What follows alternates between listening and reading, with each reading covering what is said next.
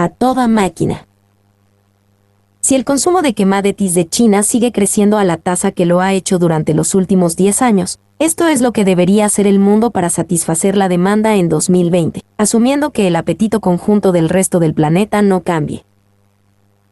Extraer adicionalmente casi el mismo volumen de petróleo que provee actualmente Arabia Saudita. Cultivar 3 veces el volumen de soya que ahora sale del estado de Iowa, que por sí solo aporta 5% de la producción mundial. Extraer de las minas casi 3 veces la producción anual de cobre de Chile, que ya provee alrededor de 4 veces más que cualquier otro país. Y eso solo para comenzar. Amplios aumentos del suministro también serían necesarios para toda clase de otros commodities. Los precios que alcanzaron niveles récord en los últimos años, empujados por la demanda china, podrían subir aún más. Eso sería una buena noticia para empresas que producen esos commodities e inversionistas que han apostado por ellas, a menos que los precios altos ahoguen abruptamente la demanda o estimulen a los chinos y otros consumidores de materias primas a buscar opciones alternativas. Productos con reservas limitadas y riesgo de sufrir restricciones, como el petróleo, el cobre y el paladio, podrían volverse vulnerables a fuertes alzas. Muchos analistas consideran que el escenario de crecimiento rápido es improbable. El consenso es que China se encamina a un crecimiento económico más lento que el que experimentó entre 2001 y 2010, cuando su tasa anual de expansión osciló entre 8,3% y 14,2% y alcanzó los 2 dígitos 6 veces, según el Banco Mundial. Si el consenso está en lo cierto, la pregunta es cuánto se desacelerará el crecimiento de China. Aterrizaje complicado. Una tasa de crecimiento de 4% a 6% sería un tamaño óptimo para muchas economías. Pero no para China. Ese es el rango de crecimiento proyectado para la economía china para alrededor de 2013 o 2014 por Roubini Global Economics LLC, una firma de investigación y consultoría con sede en Nueva York. Sally Goldberg, directora de Recursos Globales y Estrategia de Commodities de la firma, lo describe como un aterrizaje complicado luego de la expansión mucho más rápida de la última década. Obviamente, no es un buen presagio para las materias primas, dijo Goldberg.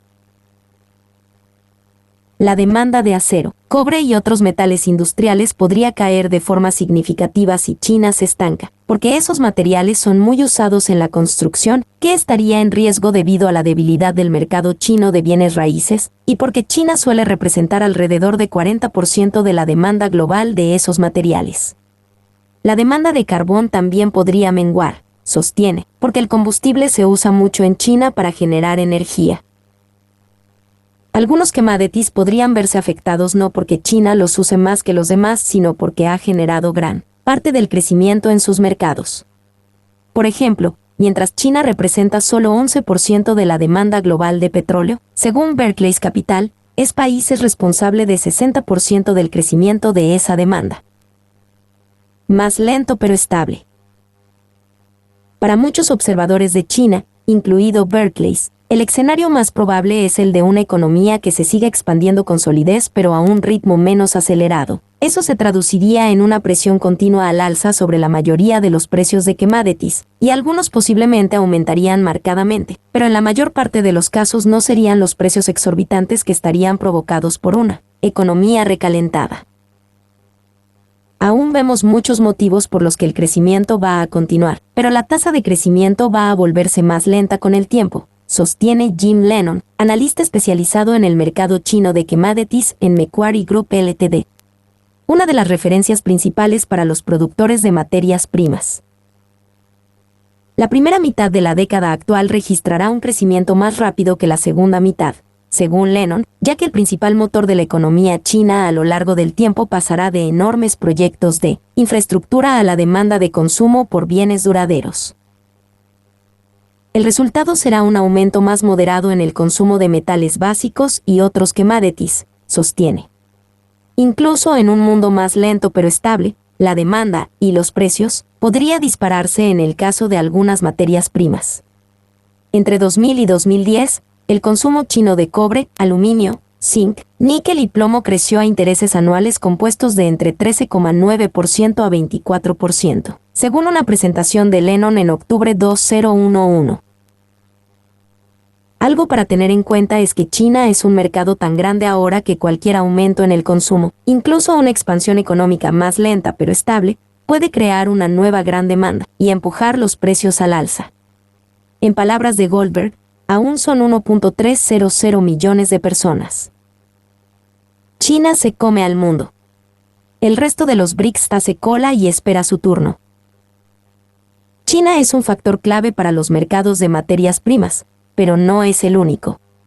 Los precios podrían subir en los próximos 10 años si otros países comienzan a consumir con un apetito tan voraz como el que mostró China en los últimos 10 años. Y si otros países emergentes consumieran como China, The Wall Street Journal 14 de diciembre de 11. India es un candidato. Comparado con China, India consume una pequeña fracción de las materias primas del mundo, por lo pronto, 3% del cobre, comparado con 37% para China, según Barclays Capital, a pesar de tener casi la misma cantidad de habitantes.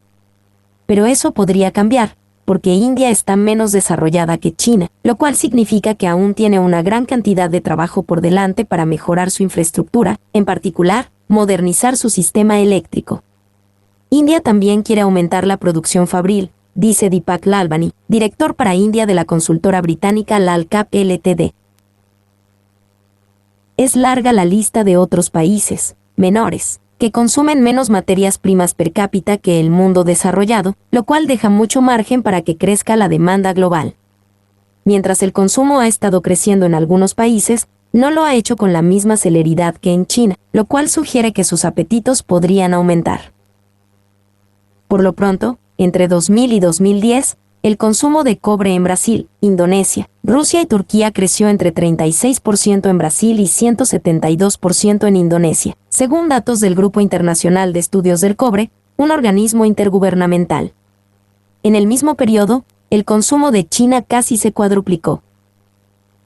La tendencia que está clara para mí es que la gente en países subdesarrollados de todo el mundo quiere una mejor vida, dice Richard Atkerson, presidente ejecutivo de Freeport McMoran Capper y Golding. La historia de crecimiento a largo plazo trasciende a China, y aún ni siquiera se ha abordado superficialmente.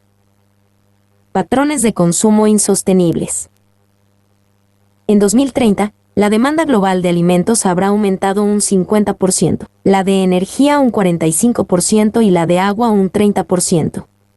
La gran pregunta es cómo responderá la economía mundial a estas exigencias sin precedentes en la historia de la humanidad. Las inquietantes predicciones para 2030, bbcmundo.com 30 de enero de 12. Esa es la meta clave que debe concentrar desde ya la mente y la energía de gobiernos y organismos internacionales, según un informe divulgado este lunes por el panel de alto nivel sobre sostenibilidad global. El grupo de expertos y funcionarios, que incluye a la actual ministra de Medio Ambiente de Brasil, Isabella Teixeira, y a la exsecretaria de Medio Ambiente de México, Julia Carabias, fue designado por el secretario general de Naciones Unidas, Ban Ki-moon. El panel señala que los actuales patrones de consumo, fundamentalmente en Occidente, no son sostenibles y es hora de cambiar la dirección de la economía. La salud y la educación deben mejorar, los subsidios a los combustibles fósiles deben cesar y los gobiernos deben considerar otros indicadores económicos, además del Producto Bruto Interno, advierte el panel. El actual modelo económico nos está empujando en forma inexorable hacia los límites de los recursos naturales y los sistemas ecológicos, que hacen posible la vida a nivel planetario, señala el informe. El panel recomienda más de 50 medidas que deben ponerse en práctica y advierte que la actual crisis financiera fue causada en parte por reglas de mercado que alientan la mentalidad cortoplacista y no premian las inversiones sostenibles. Desigualdad. Diagnóstico del panel. Para 2030, la demanda de alimentos aumentará un 50%, la de energía un 45% y la de agua un 30%. El número de personas que viven en la pobreza está disminuyendo, pero el de personas con hambre está aumentando. La desigualdad en la distribución de la riqueza sigue incrementándose. El acceso al agua potable está mejorando, pero 2.600 millones de personas aún no tienen sistemas de sanidad aceptables. Las mujeres suelen ser excluidas de las oportunidades económicas. La crisis financiera fue causada por reglas de mercado que no premian las inversiones sostenibles. El actual modelo económico nos está empujando a los límites de los recursos naturales. Nuestro informe deja en claro que el desarrollo sostenible es más importante que nunca dadas las múltiples crisis que afectan actualmente al mundo, señaló durante el lanzamiento del informe en Addis Abeba el presidente de Sudáfrica Jacob Zuma, quien copreside el panel junto a la mandataria de Finlandia, Tarja Halonen. Uno de los temas centrales del informe es la necesidad de mejorar los niveles de equidad. El documento señala que si bien los índices de pobreza a nivel global han disminuido, tanto el número de personas con hambre como la desigualdad en la distribución de la riqueza han aumentado. El acceso a agua potable ha mejorado, pero al menos 2.600 millones de personas en el mundo carecen de sistemas de sanidad aceptables. Las mujeres, por otra parte, siguen siendo frecuentemente excluidas de las oportunidades a nivel económico. Erradicar la pobreza y mejorar la equidad deben ser prioridades a nivel mundial, señaló Tarja Halonen, quien recalcó especialmente la necesidad de reducir la creciente brecha entre los grupos de menor y mayor ingreso. Fin a los subsidios. El informe, titulado Personas con Resistencia, Planeta con Resistencia, un futuro que valga la pena elegir, incluye 56 recomendaciones concretas que, de ser implementadas, tendrían implicaciones profundas para todos. Acciones recomendadas. Poner fin a los subsidios a los combustibles fósiles. Incluir en el precio de los bienes el verdadero costo ambiental de producirlos. Todos los productos deben llevar en sus etiquetas información sobre su impacto ambiental. Los gobiernos deben elaborar indicadores de rendimiento económico que van más allá del PBI y miden la sostenibilidad. Los gobiernos deben cambiar la regulación del mercado financiero para promover inversiones más estables y sostenibles. Crear un fondo global para la educación. Los gobiernos deben incluir en el precio de los bienes el verdadero costo ambiental de producirlos, lo que llevaría a un sistema económico que protege los recursos naturales, señala el documento. Todos los productos deben llevar en sus etiquetas información sobre su impacto ambiental, para hacer posible que los consumidores tomen decisiones basadas en datos reales.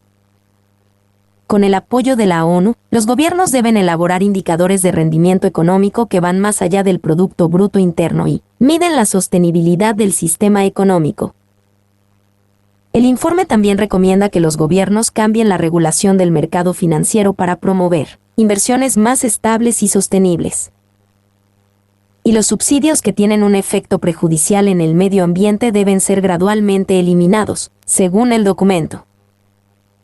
La ONU estima que los gobiernos gastan a nivel global más de 400.000 millones de dólares americanos cada año en subsidiar los combustibles fósiles. Y estima que solo la Organización para la Cooperación y el Desarrollo Económico, OCDE, destina un monto similar a subsidios agrícolas. El panel señala que deben establecerse nuevas metas para el acceso universal a la energía sostenible para 2030 y a Internet de banda ancha en 2025. También afirma que debe establecerse un fondo global para educación, que permita cumplir las actuales metas de desarrollo del milenio de lograr acceso universal a la educación primaria en 2015 y a la educación secundaria en 2030. Esta y otras metas deben incorporarse en un nuevo conjunto de metas de desarrollo sostenible en los próximos años, señala el panel. Muchos de los objetivos y medidas recomendadas coinciden con las incluidas en un borrador de la ONU para Río+20, la conferencia sobre desarrollo sostenible que tendrá lugar en junio 2012, 2 décadas después de la Cumbre de la Tierra de 1992. Mi nombre es Demim. Soy tu asistente personal. Mi sitio en internet es demim.es.tl.